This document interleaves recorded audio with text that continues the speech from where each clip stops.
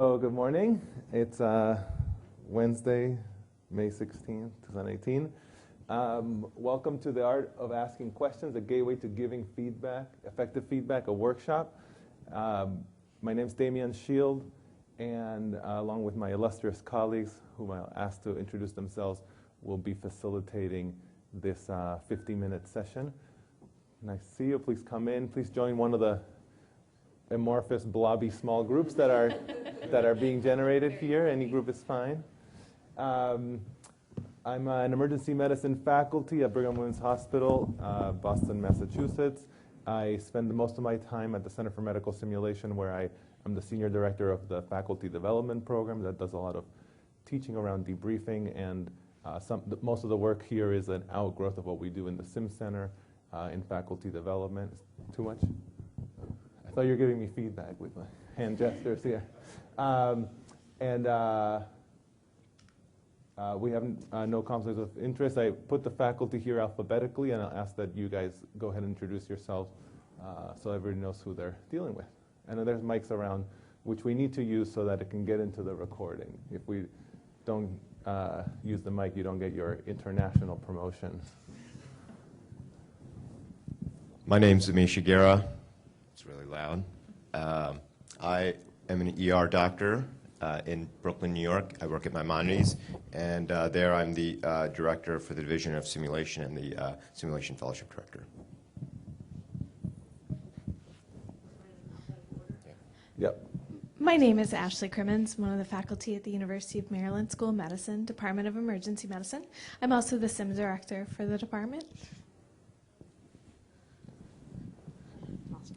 So I'm Emily Hayden. I'm out at Massachusetts General Hospital. I've been doing a little bit of a career transition, so I still play in the simulation world and telesimulation, and then I'm also now the director of telemedicine for our department. So really excited to be here. Thanks. My name is Kelly Medwid. I am also faculty, but I'm at the Jackson Memorial Hospital in Miami, and also the simulation director there. My name is Matt Tews. I work at Medical College of Georgia, part of their Department of Emergency Medicine. I'm also a medical director for their newer simulation center and assistant dean for educational simulation. Great. So we're really lucky to have a talented group. What I'd like to do is get us started by introducing the session and a little warm-up, and then quickly get into actually practicing some of these ideas in terms of both giving and getting feedback as built. So at the end of the session, I hope that we understand a little better why receiving feedback is inherently difficult, even when it's helpful, and therefore, because we know that, it's kind of hard to give at times. That we can ask questions in a way that elicits those mental models or frames of references that helps us in those learning conversations before we give advice or teach or try to help people change. And that we do that in a frame-based way, and we'll get a little bit into that as part of the session. So finish up with the introductions and to the session. We'll talk about what is feedback, why is it so hard to give and get. We'll start to get into initiating frame-based feedback conversations, and we'll apply those concepts. The basic assumption, which I'll read to you for a second, is that I believe that everyone here, in general, when I'm working in a clinical setting, my colleagues, or when I'm doing a training session in a simulation center, is intelligent, capable, and is trying to do their best. They want to improve. That is the lens through which I look at people who are trying something new, who are going to get some things right amazingly and some things not so right, not so surprisingly. And it's that lens that helps me be clear about what I'm seeing and thinking, and keeps me grounded in knowing that I'm here to help. And so that's how I'm going to be looking at each of you, and my colleagues will be, as they're working with you closely in the practice session, that's what they're going to be doing. Hopefully you'll be able to channel that also as you're working with each other, but also about yourself. Those of you coming in, you haven't missed much. The plan right now, I have some feedback for the society because I requested small group round tables, and we got this lovely setup. So if the faculty, you don't mind raising your hand, and then I'd ask people who are here to participate in the session to just join one of those little groups. We just need about 3 or 4 participants with each of the faculty. That way we can actually do the small group practices. So I know it's a little hard. So faculty, if you don't mind, keep your hand up for a second, and then we'll make sure that people congregate. And when I say faculty, I mean people who are teaching with us. So if you're a faculty member, but you're here to learn this session, think of yourself as a participant and join one of our faculty who are holding their hand up. So I see Ashley with 2 participants here. Kelly's got 3, I like that. Matt Tews is over here. If we don't mind getting a couple people to join over here. And if you guys know each other, if you know each other, it's fine, unless you don't want to work together, and that's fine. And are you going to join? Why don't you join this? You should join this group up here. As people roll in, we'll keep on getting them divided. So if you don't mind just doing a little introductions at the groups here, name, institution, and share something that you find difficult about challenging around feedback conversations.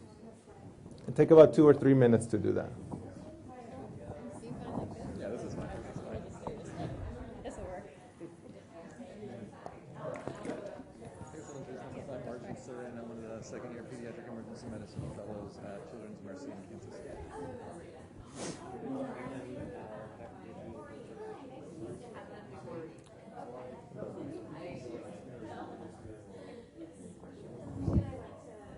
And then one of the things we're kind of putting around, let's say, an aspect of feedback that we find challenging. I mean, I know for me. Do you mind joining this group over there, just because it's uneven a little? So I get a lot of experience trying to do it, but I am a conflict avoider. So whenever you try and tell something to somebody, no matter who they are, that they're not gonna like, I find a little, difficult. So I think feedback is just not something that comes naturally to me. I don't know what the rest of you find giving feedback. I think, sometimes finding the right opportunity to do it, especially if it's in like a clinical, like after a bedside interaction with a trainee, if you're trying to give them feedback, you may not have an opportunity till the end of your shift with them, and then is it as meaningful 8 hours later as it was in that moment? Definitely. We've done a lot in our military system, and the challenging aspect that I found is coming to an endpoint for it. Okay. Because myself and all my kind of employee faculty, we can always find more things that we can give the students feedback on. Right. But we also don't want it to drag on endlessly, and then the students get into kind of feedback loops of questions, and we keep going. So it's like, okay, how do we're done with this. Right. Or then also, are they going to remember something that you didn't really find that important? It wasn't your goal, Yeah, your that's objective, it was like, and then you go off and it's like not you gave 1.5 instead of 3. Right. That was not the point of this. Yeah. Right. The whole point was that you worked as a team, Right. and that's what you're going to remember this whole time. Right. Yeah, definitely. Definitely becomes more difficult.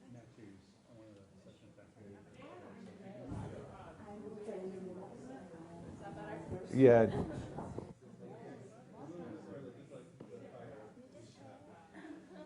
I find the timing aspect extremely difficult, especially in SIM. It's one thing everyone is also expecting. Okay, take about 1 more minute, and then we'll get started.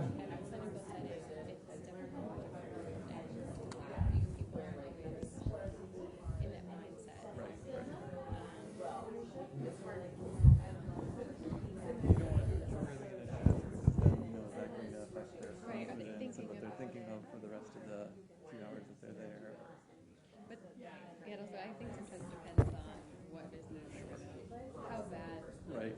You know, that training was. So you have to have a team right there. First you get some little things, then you also get to know their personalities too. Some people take it easier than others. I think that's also a hard thing with feedback. Some people, are asking for feedback. Right. Yeah. And they're great, they accept it and they move forward and they grow, and then others are resistant.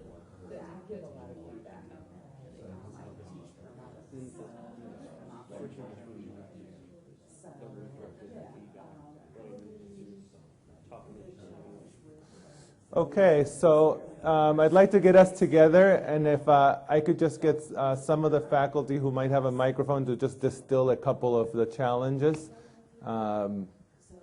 Matt, you have a mic there. Misha, you might have one still. So any challenges, kind of any themes in your group for what's challenging to folks? Thanks, Emily. We had one about setting expectations early on. Setting expectations. That makes for better feedback later on. Okay. I think some of the themes with trying to preserve a relationship, so knowing that feedback can be hard when you know you want to preserve a relationship with that trainee. And then also just how do you also help your faculty? Some of us are going to be train the trainers, so how do you give them an ability to be better at feedback? And it can be difficult to make sure that everybody, and make sure that everybody can do that, Nice. So. Amisha's group? Yeah, so we had some interesting challenges. A couple were, one, sort of being able to engage the learner in an active dialogue as opposed to sort of just a unidirectional, comments. The other is sort of like with students who may be all over the place figuring out sort of what feedback to give. I think there was also a challenge with like senior residents. They may not be ready. Topic selection, kind of what to talk about. Okay, interesting. So we talked a bit about how difficult it is to find the time to give feedback on a busy shift. Do you stop and give feedback right after something happens? Do you wait to the end? And then how long do you go on for? Trying to find the time and knowing how long to give feedback for was a challenge that we talked about. Okay, any extras here, Ashley, or? Yes. I think one question was sort of what is effective, how do I give effective feedback, which hopefully this session will help with. And additionally, balancing concerns between patient safety and giving safe feedback. When's the time to talk? When's the time to elbow them out and take care of the central line? Well, for the education geeky side of you, I know you all have it in you. This is activating prior knowledge, and I want to continue with that because I know, we think that people come to any session with a lot already under their belt. It's not like you're starting from scratch and we're pouring in all the feedback knowledge. So let's keep on working on your skills that you already have. And before I was back at the Brigham, I spent 6 years at Bellevue, so I got a little story from Bellevue to help us warm up on that. So Bellevue Hospital, oldest public health system in the country. There's a new show coming out about it. Big level 1 trauma center. Trauma notification. It's a typical New York emergency. Somebody falls into the subway, gets run over by the subway. Doesn't usually end up so pretty. This one has bilateral traumatic amputations, but she's stable. 8-minute arrival. We assemble the trauma team. She's got bilateral tourniquets applied. She has a pulse, thready. She's diaphoretic, saying, I don't want to die. Really, everything is awesome. I don't even know, Kelly, you might have been a senior that day, I'm not sure. But I'm sure you've had this Groundhog's Day once in a while. Everything goes beautiful, 2 central lines, intubation, safe, start transfusing, hemodynamically captured, ready to go to CT, and then this is what the resus room looks like. Okay? So your challenge here is to work with your small groups, take a look at the image again, I'll show it, and you'll be yourself as if you had been present in this resus in the room, and you'll find a partner who you can say, hey, you'll be a resident or a colleague or a nurse, someone else on your team, and please give feedback about the state of the resus room after the reanimation. So is that clear? We're just going to try it out as if you had it, that in the moment, we've got a few minutes, the patient's gone off to the CT and from there to the ICU because there's just going to need a washout later, but we're going to keep on resuscitating. So you've got a chance to talk about how the room was left. Okay? So take about a few minutes to try that out in pairs, and the faculty will help facilitate that. You're just trying out your best current skills. So who wants to be the giver and who wants to be the receiver? You want to give? All right, there you go. You tell me let's do your Yeah, we'll say you're a resident and you're a faculty or? Well, she's alive. Yeah.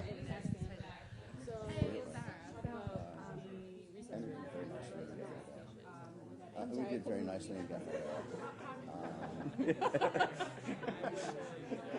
What do you like to do next at this point? Well, I gotta go follow up on those images. See whether she's got the OR or the SICU. Kind of messing around. Yeah, hopefully, yeah. It's kind of messy. But now I'm kind of turning around and Who cleans this stuff? Environmental services? Getting on the It is fun.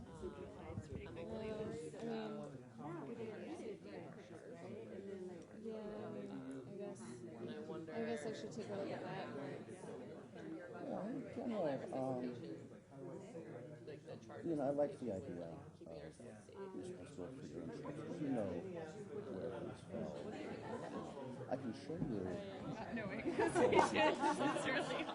Right. So let's focus on like sort of the state of the room. Yeah. Is basically take away things until all you're left with is the shards. So if you would, go ahead and grab up just this piece of paper here right in front of it, and kind of shake it free. Well, that might be exhausted. Might be your feedback. And then just sequentially, and I'll help you out with this as well. You know, here, shake that free. If I see I don't want to grab any sharps that I see at this point in time.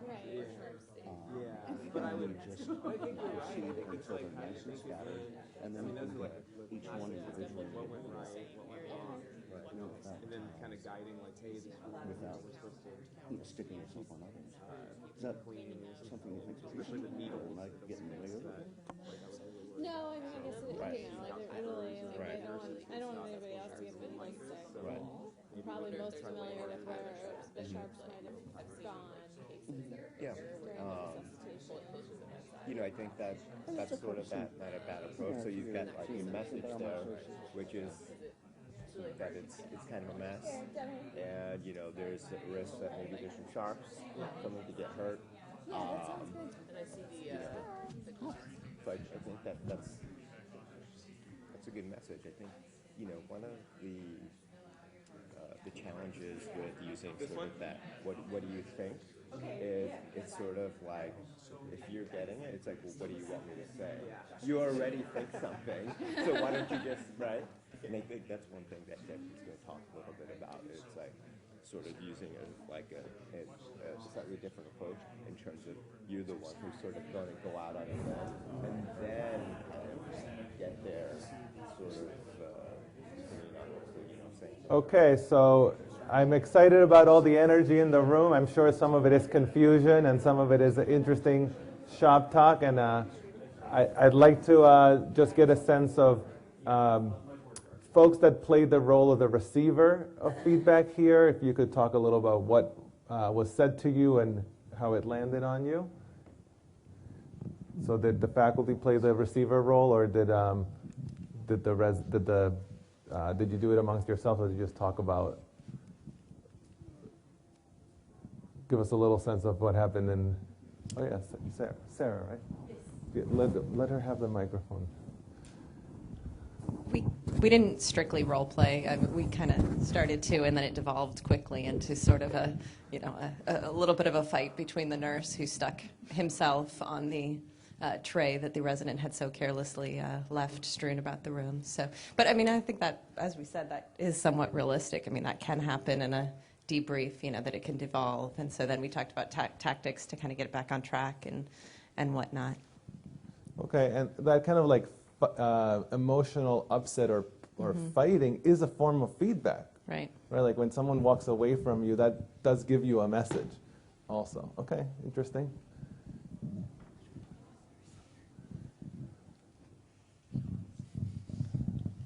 Allie? I was given some feedback as the resident in this case, and I was told first, how well I did during the resuscitation, and kind of had a bunch of positive feedback first. I think we often do, and then was told, but you left this room a mess, and someone's going to trip, and we're going to have more patients after. So I had the good feedback first, followed by something negative, which I feel like we often do. So there was a helpful balance. Helpful balance of good and bad. Yeah. Okay. So I played the receiver to my, as a resident, to my faculty members' feedback on the state of the room. And again, it was preceded by some positive thoughts about the resuscitation. I was given the opportunity to express my thoughts, and then my attention was called to the room. And I sort of shrugged it off and said, oh, I thought environmental services would do that. And my faculty member looked at me and said, even the Sharps? And then sort of went through how I could help clean up safely so that I didn't get stuck. There. Oh, yes. Great. And this group, I heard a lot of questions. I think or maybe I was hallucinating. The strategy for the feedback was a lot of question asking, or was that my imagination? I use adequacy inquiry. So this is nurse. I'm EM faculty. I try to ask her what she feel and what she think about this messy. But amazingly, she said she accept that. That's okay. She will get this is some normal. Clean. Yeah. So if we have, I have time, I might ask some question. What if we have injury from this, or try to change her idea from reasoning behind? This is take time. But in real life, I would like to debrief at a team more than just specific thing, messy thing like this. It's more valuable time for me, for us. I think for team work, it would be the best after resuscitation. Okay, so thinking about feedback, for me, there's a ton of literature on feedback. This is one of the most classic articles, Jack Endy's JAMA paper. When I look to get this, you have to actually get the microfiche and get it printed. If you ever want, if you do, and the guy's still alive. I just heard he gave a talk in Dubai last week. When I read this paper, I'm like, oh yeah, I can agree to this. This is like motherhood and apple pie. The teacher and the trainee should be working as allies, just like it was described here. It should be well-timed and expected, based on first-hand data, regulated in quantity, so a little titration of the positives and the negatives. It should be limited to the behaviors that are remediable. That's don't focus on the person, but what the activities are. Phrased and descriptive and not evaluative language. I'm reading this and I'm nodding. I hope you are too. When it's subjective data, you label it as such. So you say, for me, my perspective, this looks messy, because that's pretty subjective. There's no clear standard of what the room should look like. But to me, we really shouldn't leave the gowns. There's no policy on this. And even though I completely agree with every single thing here, I don't find it actionable necessarily. Like, what do I actually do when I'm in the moment? I'm trying to select the topic. I want to have a conversation that's helpful. So let's get a little deeper into what is feedback and why it might be kind of a thorny issue. So one of the key things in feedback is that it's everywhere. I mentioned when somebody brings some emotion or criticizes you, that's feedback. They may not be saying, hey, let me give you some feedback, but when somebody hangs up the phone on you, when somebody greets you warmly in the morning, here it's perfectly clear. You shouldn't have parked there. Philly Fire Department for you. And of course, the manner in which the feedback's delivered can also land on you particularly hard. So in the Endy paper, he says it's a control of a system by reinserting the system, the result of its performance. That's not how I see myself as an educator in emergency medicine. I don't want to reinsert control into the system. But on the other hand, if you distill it to the idea, in a way you do want to say, look, the result of this amazing teamwork, you guys saved this patient's life, yet you left a risky room for somebody who might clean up and get stuck. Or I think I heard some of the non-disposable materials is too close to the trash and could cost us a lot of money, and we're a public health system, so we can't really afford to lose the reusable stylets for the glide scope if we want a video scope that works. And the cable, I'm sure you get the emails about the ultrasounds not being washed and the cables being run over. Like, there's, in a way, even though I don't like the kind of sterility of the definition, in a way it makes sense. That is at least my goal in feedback. The definition that I like the most in medical education for feedback is that it's specific information about the comparison between a trainee's observed performance and a standard. So I think to the what are the topics to select question, having a standard in mind, selecting a topic for which there is a standard, to me is a really important aspect of feedback. It really helped move my practice forward because I could say, you know, this is what I'm expecting, this is what I saw, that's information. It's not about critique. It could be, you could have exceeded the standard. You know, Sarah, the way you interviewed that patient and got the H&P done for the end of the third year, I'm really impressed. That was thorough but not boring. So keep that up. You know, that's exceeded the standard. The feedback is the information compared to the standard. And it's given with the intent to help them improve. It's not about making them feel bad or hoping that they understand the power dynamics in education. So I really like that definition. The other piece I want to add in terms of content here is something from this awesome book called Thanks for the Feedback. It's from the same authors that wrote that tiny little book called Difficult Conversations, and it goes right in line with it, and it's awesome. I highly recommend it. One of the punchlines in the book, talking about why feedback is so hard to receive, is that feedback is actually three different things that are often conglomerated into what we call feedback. Appreciation, which is, you know, you've been working all weekend, doing extra shifts, and you know, we really appreciate you helping out to cover so-and-so who's been out on sick leave. It's nothing about the quality of your performance, it's about appreciating that you helped out. Coaching is another form of feedback which really gets into the performance. So you know, when you came in over the weekend, really great that you were on time, stayed the whole time, and saw 17 patients. So you're coaching on the actual performance. Assessment and evaluation takes that to the next level, which is, you know, based on that, I think you're ready to move to the next level. I think next year you could be entrusted as a fourth-year resident.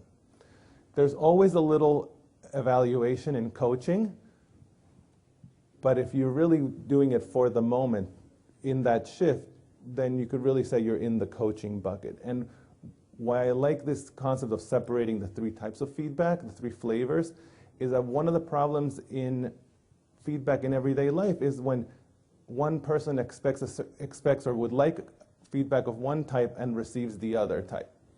So I see you nodding, so that always puts you at risk of participating. So what's resonating with you here? No, behind you. Yeah, if someone could give him a mic, there's one over here. Amish has got it, great. So I work with medical students primarily now in my current job, and that myself and my colleagues in the department, we have a tendency to just kind of go in when we have, you know, a simulation case or something like that. We don't oftentimes ask the students, what is it that you want to know, like what you did, like, you know, if they thought that they did really well with an ACLS algorithm and they don't really need any work, we're like, okay, well, maybe that's not what we observed, but they, you know, they appreciate that, but they also want, like, hey, I don't know how to use closed-loop communication effectively. And we may not even focus on that if they got some of the medical knowledge wrong. So it's learning what type of feedback that they are really searching for, and not necessarily just doing that part, but maybe shifting the focus. Yeah, so if you want to add value to their education, make sure you're hitting one of their needs, and trying to find out what that is helpful. People's self-assessment skills aren't that great, so I think you're right to say, look, even if they think they want this, let's make sure we're talking about both.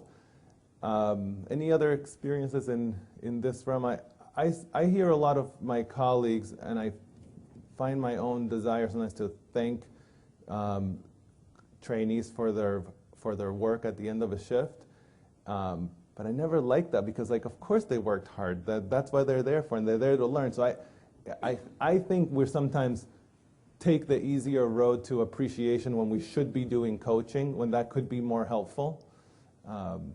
And at the same time, when people have worked really hard, like you stayed up all weekend preparing your Grand Rounds talk, you show up at the conference, you give the talk, and all you get is, hey, that was really good. Your boss may not know what you've sacrificed, so some appreciation may be helpful there as well.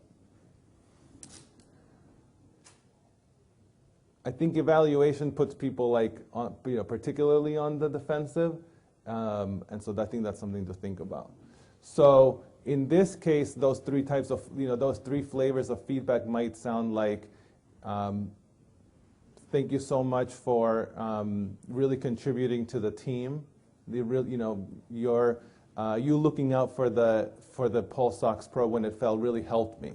That's about appreciation. If I wanted to focus on coaching, I might say, Sarah, replacing the Pulse Ox probe, that's really good because we want to always do continuous during the intubation. And that was so smart that you moved it from the side of the BP cuff, because then it didn't get interrupted. So I'm coaching, I'm adding. This happens to be a positive, but it could also be a negative. Like maybe the strategy was to take off the BP cuff, and I say, I saw that you took off the BP cuff when the pulse ox waveform fell off, and we really need to keep up constant blood pressure monitoring. So it could be positive or negative.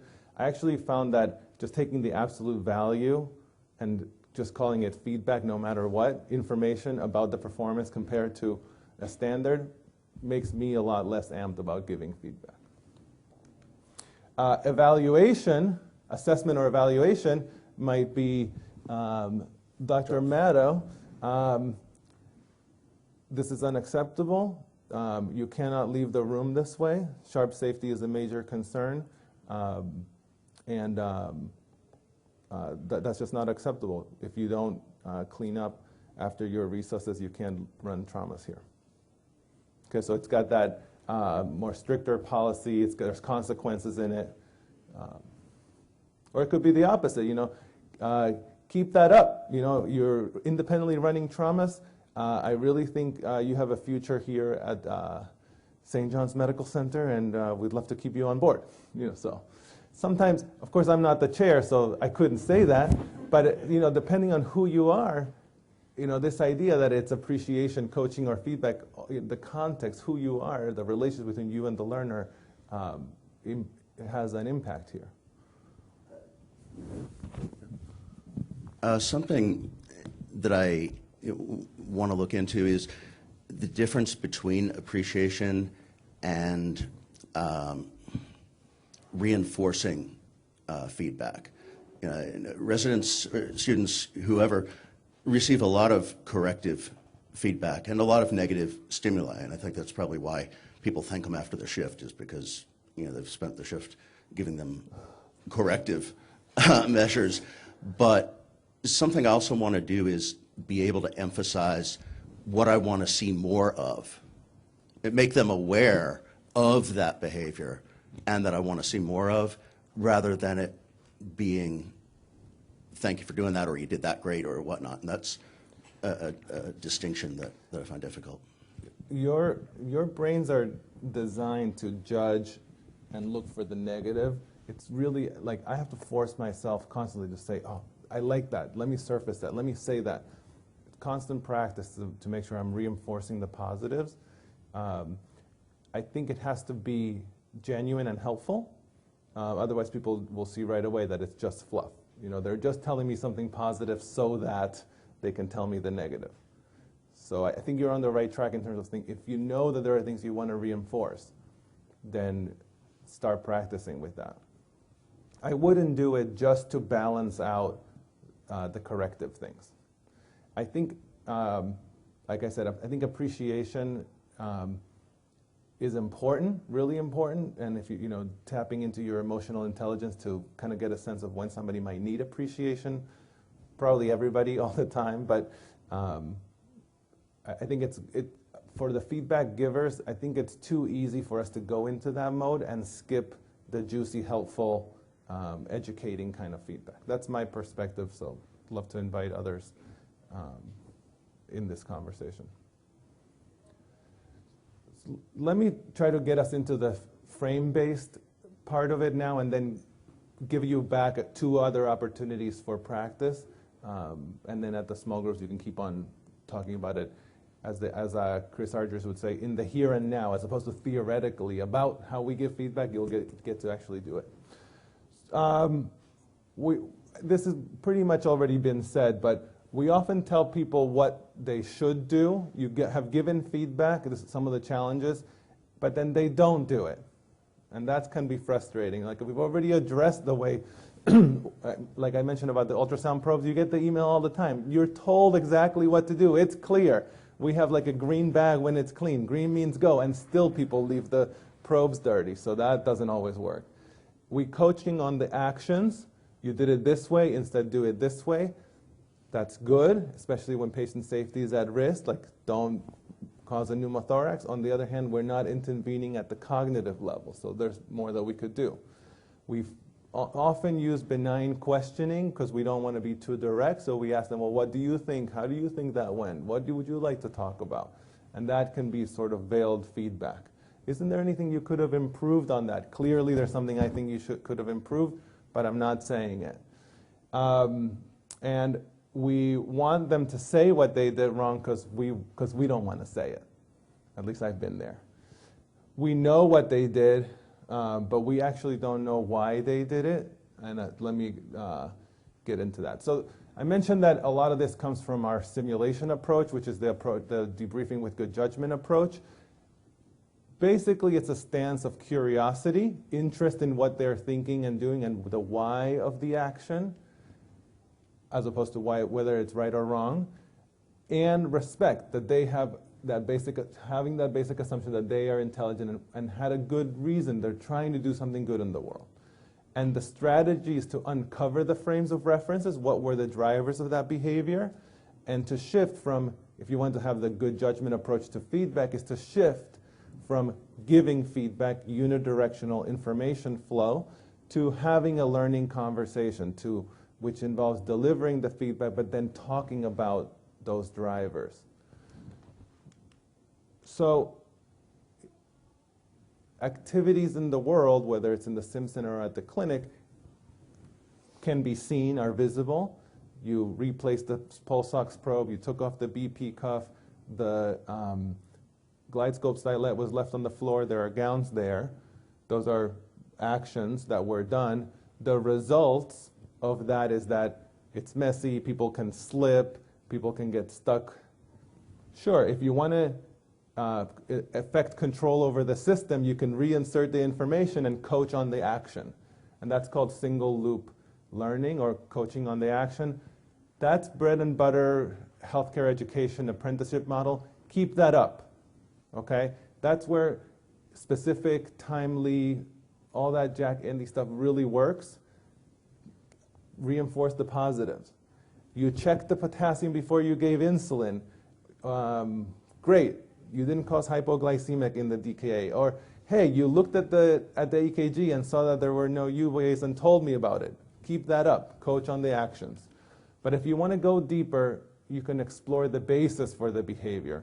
What were the assumptions, feelings, goals, motivations, the knowledge base that can be there, not always the top thing, the situation awareness, the influence of context, and we could get into how all of these might be.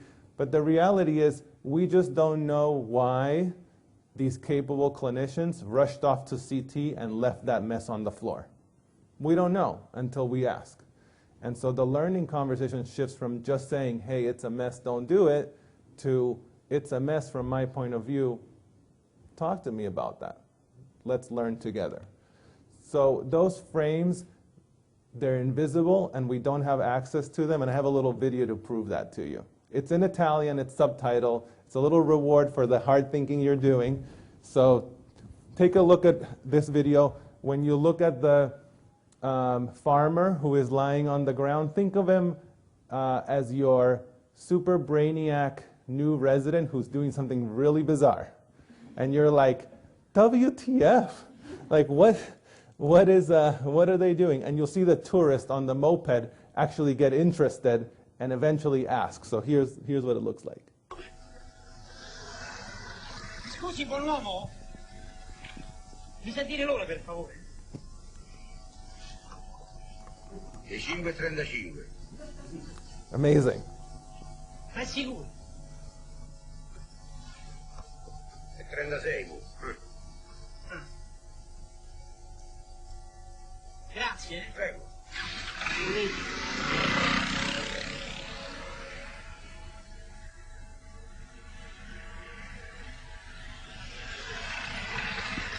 Ha mangiato il ciuchino, eh? No, Senta, mi sa dire che ore sono adesso? Androrta. Le 7:15. Ma sono le 7:15 spacchinate. Incredibile. A lei come fa? A leggere lo... So that's amazing, right? That's the direct specific feedback. It's 7:15. That's exactly right. And if you just stop there, it would be reinforcing the positive behavior. Good. You got the, you know, the line is in. But he now goes forward and asks the question like, how do you know that? And so that's how he gets into exploring the frame of reference. So here it is. Nelle palle del ciuchino, scusi. No, io le alzo. Sotto c'è il campanile, vedi? Già vedi? 7:15. So literally, the trainee had a different perspective. He could see something different. He could actually see something that the instructor can't see. By the way, that's really common because when you become an expert, you stop being able to see things the way the trainees do. Like they're just, you know, you have evolved. You are different. So hopefully that video motivates you to observe, to have this new feedback algorithm, universal. Observe the performance in your mind, compare it to a standard, explore it, explore the driver, not just the behavior, but what drove it by using advocacy and inquiry. I'll tell you what that is. And then the actual learning conversation is discussing the utterances that come back from the trainee after you delivered the feedback. That's where the learning will happen, not in the delivery of the feedback, but in the discussion that follows it. So, start by previewing or framing. By the way, there's a little cognitive aid. You all have this handed out to you in a second. No need to feverishly take notes. Start by previewing or framing. In a sense, it's like a mini informed consent. Like, hey, I'd like to now talk about ACLS management of that case. If they're like, you know, I really was hoping we would talk about, what did you mention? Closed loop communication. That's what I've been trying to practice. You'll say, okay, let's do both. Or let's first do this and then we'll do that. But at least, and then there might be some agreement. So shared agreement, making clear your purpose, and be as specific as possible. So ACLS might be too broad. Communication here is too broad, but let's talk about the reaction to the family member who was angry or expressed anger at the time. Let's really focus on that. You're orienting the learner. So this is the practicality on how to make sure people are ready to talk about what you want to talk about. Next, specific factual observation. I saw the GlideScope stylet on the floor. Put your point of view about it. I think that's too close to the trash pile, and I'm worried it's going to get tossed. I'm really just talking about the stuff. I'm not criticizing the person. I want to talk about where the stylet is and how close it is to the trash and why I'm worried about that. Wondering your take on that. Wondering how that came about. Well, and then you might learn something like, well, at the time I was prioritizing securing the tube. Okay, so now I know her frame of reference. Oh, okay, securing the tube. We've got great respiratory therapists. Why don't you hand over the tube, let them secure the tube, and you return to the recess, including making sure your equipment's ready, preparing for the next one, et cetera, et cetera. So I know that's a whirlwind tour, but you have amazing faculty coaches with you. So what I'd like to do is let you guys work in those little teams. And I'm going to give you another video example for you to get curious about and take a look at this performance. And then we'll practice that. My sense group is that we should do this in the small groups rather than as a big group. So I'm going to show the video, and then you guys practice a couple of rounds with a cognitive aid. But let me take a question or two around, and you want to get a photo, which is fine. So I guess to recap, you can coach on the action, but if you can explore the frame and then talk about the frame or the driver of the behavior, even better. It's really going to move your feedback practice forward. To get to the frame, orient the learner, say what you see, what you think about it, and then find out their take. That's your diagnostics or your assessment, your interview, if you will, your history and physical. Then prescribe or talk about potentially how they might change. Okay. Just a quick question. Excuse me, when you ask for their consent. Oh, could someone give them her a mic so that it gets into the? It's for the video. It's for the people, for the millions of people who might watch in the future. So my question is for getting consent to talk about a certain situation. What if they don't want to talk about it and they just say no?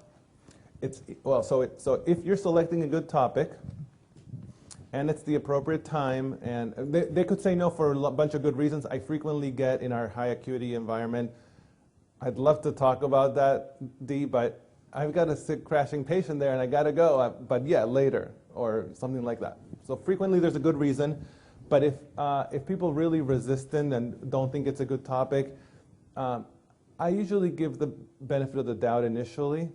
But if I see it as a pattern, then I raise the ante and name the dynamic. Patricia? Yeah. Patricia, we've had a chance to work 3 times this month.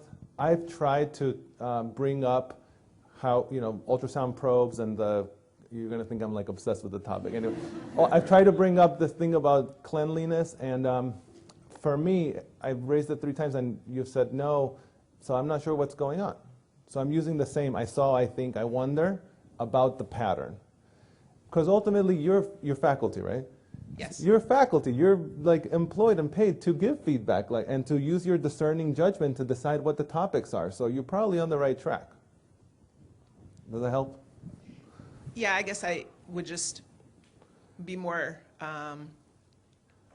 forceful about talking about the topic, because you have some resistance from certain people who really need that feedback and don't want it, even if you're giving it to them in a delicate way. So the problem with being forceful about the topic is that you loop back into single loop. You're like, I'm still going to tell you about it. It doesn't tell you why they're being resistant. You're not holding the basic assumption, because there might be a good reason why they're saying no to this. You know what?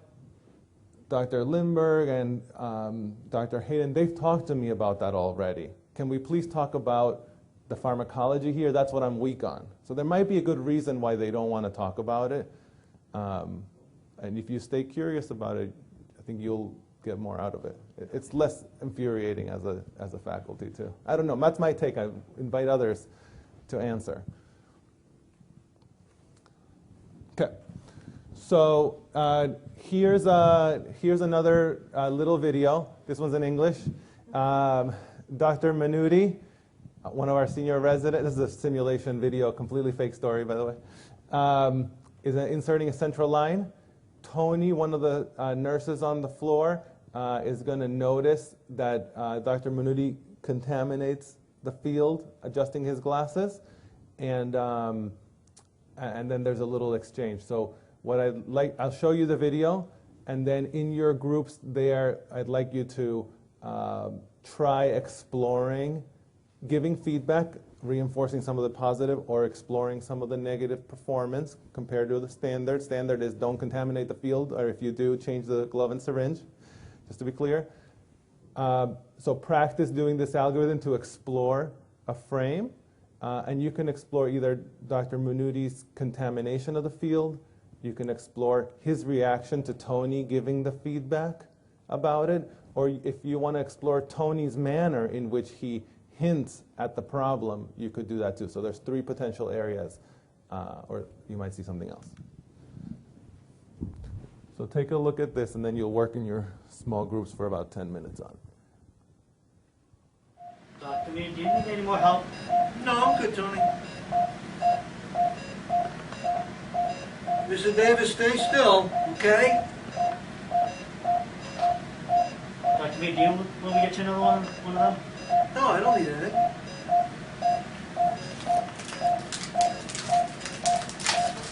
Tony, what are you doing? I didn't ask for anything. Just, you know. Tony, did you check on that tetanus in Bay 4? Yeah, I'll go check on it. Mr. Davis, now stay still. It's only going to take a few more minutes. Okay, so I know we're going to go over time for a minute. So go ahead in your little groups and try out this little algorithm.